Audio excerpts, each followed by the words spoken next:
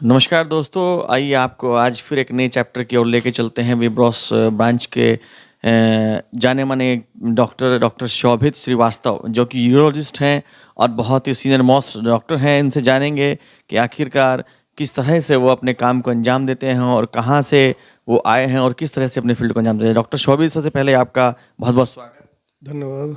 Sir, जानना चाहेंगे कि यूरोलॉजिस्ट आप हैं, जाने माने विब्रोस हॉस्पिटल में आप बैठते हैं, किस तरह से आप और कहाँ से आपने शिक्षा ग्रहण की है? मैं doctor Shobhit Shrivastava, uro surgeon, V Bros hospital Saharanpur में कार्यरत हूँ। मैंने basically MS general surgery KGMC और एमसीएच यूरोलॉजी कालीकट से की है। मैं यहाँ पे दूरबीन विधि से गुर्दे की पथरी का, गुर्दे की नली की पथरी का, मूत्राशय की पथरी का दूरबीन विधि से इलाज करता हूँ और भी बाकी गुर्दे संबंधित बीमारियों का इलाज करता हूँ, जैसे पेशाब। जैसे जैसे हम जानेंगे, आप यूरोलॉजिस्ट हैं। एक समस्या लोगों के सामने अक्सर देखने को आती है, जो अमूमन है गुर्दे की पथरी, जिसको लेकर कुछ लोगों के अंदर एक धारणा रहती है कि भाई गुर्दे की पथरी है, ये नहीं निकलेगी, या इसका ऑपरेशन कराना पड़ेगा, या ओपन ऑपरेशन सही रहता है, या दूरबीन से ठीक रहता है। ये कुछ एक भ्रांतियां बनी रहती हैं। उसके बारे में क्या कहना चाहेंगे, ताकि हमारे जो व्यूवर्स हैं वो समझ सकें इस चीज़ को? जी, गुर्दे की पथरी बनती कैसे है? गुर्दे की पथरी गुर्दे में जब मूत्र में क्रिस्टलाइजेशन की प्रक्रिया के कारण पथरी बनती है। क्रिस्टलाइजेशन होता कैसे है? क्रिस्टलाइजेशन तभी होता है जब या तो मरीज पानी कम पी रहा है, या फिर कुछ ऐसा काम कर रहा है जिसमें उसको पसीना ज़्यादा आ रहा है, या फिर कुछ ऐसी चीज़ें खा रहा है जिसकी वजह से मूत्र में क्रिस्टलाइजेशन हो जा रहा है। ऐसी चीज़ें जैसे कि नॉनवेज ज़्यादा खाना, उससे यूरिक एसिड स्टोन बन जा रहे हैं। कभी कभी ऑक्सलेट रिच फूड्स होते हैं जिसकी वजह से पथरी बन जाती है। तो इस तरह से पथरी बन जाती है। जैसे लोगों के दिमाग में एक धारणा रहती है कि भाई क्योंकि हमारे व्यूवर्स हमारी बातों को सुन रहे हैं कि कई बार जो है बियर पीने से अगर शराब की वो पथरी निकल जाती है, शराब पीने से पथरी निकल जाती है, तो क्या ये सही है या नहीं? नहीं, ये एक गलत धारणा है। और इससे ये सब धारणा से क्या होता ये है कि पथरी तो रह जाती है शरीर के अंदर, भले ही शायद कभी कभी निकल भी जाए, लेकिन आदमी को नशे की लत जरूर लग जाती है। तो पथरी अगर छोटी है तो बियर की बजाय अगर आदमी पानी पे ज़्यादा ध्यान दे तो ज़्यादा फायदा रहेगा। गुर्दा भी स्वस्थ रहेगा, आदमी मरीज भी स्वस्थ जल्दी होगा। बिल्कुल, देखिए ये बहुत एक अहम पार्ट है इस बात का, कि जो उन्होंने कहा है कि बहुत से लोग एक धारणा मन में लिए चलते हैं कि भाई बियर से हमारी पथरी निकल जाएगी, जबकि डॉक्टर साहब ने हमें बताया ऐसा कुछ नहीं है। अच्छा डॉक्टर साहब, जान देंगे जैसे कई बार लोगों के दिमाग में आता है कि ज़्यादा पानी पीने से कि छोटी मोटी पथरी है वो निकल जाती है, क्या ऐसा होता है, या बाई मेडिसिन निकल जाती है, या ऑपरेशन ही कराना जरूरी है?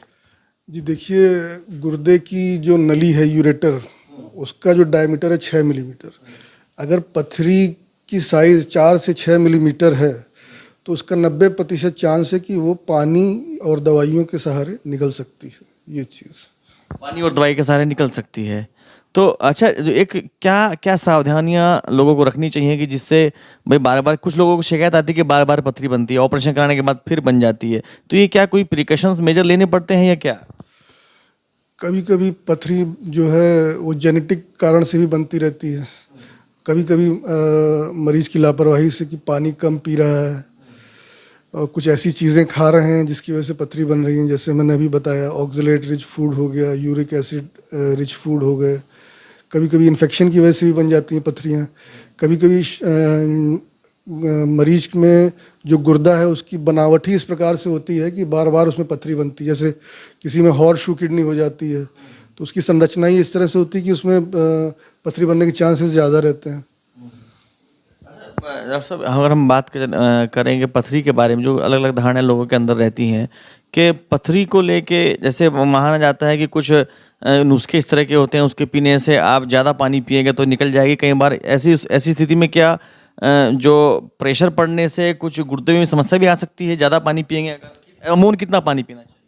अमूमन इतना पानी पीना चाहिए कि आदमी कम से कम 1.5 लीटर उसको मूत्र निकले 24 घंटे में। अब उसके लिए अगर वो ऑफिस में काम करता है, एसी में बैठा है, तो उसको पानी कम पीना पड़ेगा। अगर वो बाहर खेत में काम कर रहा है, पसीना ज़्यादा आ रहा है, तो उसको पानी ज़्यादा पीना पड़ेगा। कम से कम 24 घंटे में 1.5 लीटर मूत्र आना चाहिए। इससे जो वेस्ट प्रोडक्ट्स हैं वो निकलते हैं, पथरी बनने के चांस काफ़ी कम हो जाते हैं। अंतिम सवाल मेरा आपसे, एक आम आदमी किस तरह से मतलब ये महसूस करे कि उसको पथरी का दर्द है या पथरी है, और किस समय पे वो मतलब उचित सलाह डॉक्टर से जाके?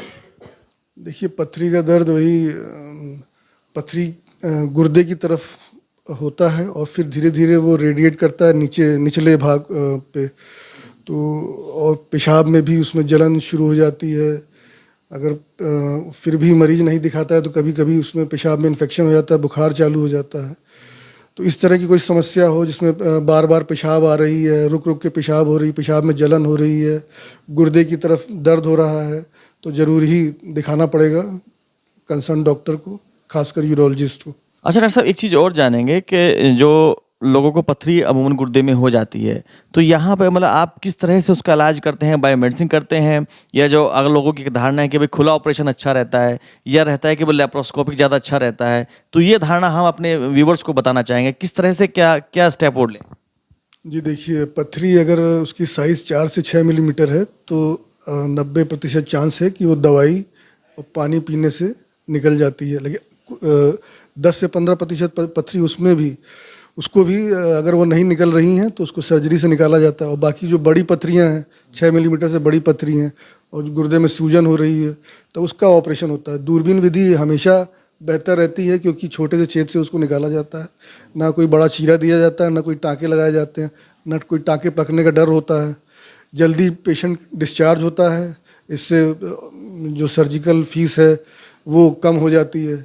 आम मरीज अपना काम पे जल्दी जा सकता है, मरीज के लिए फ़ायदेमंद है। मतलब वो चीज़ नहीं, जैसे लोगों के अंदर धारणा रहती है कि भाई खुला ऑपरेशन अच्छा रहता है या दूरबीन से ठीक नहीं रहता है, ऐसा कुछ? नहीं, ऐसा कुछ नहीं। दूरबीन हमेशा बेहतर, गोल्ड स्टैंडर्ड दूरबीन को माना जाता है।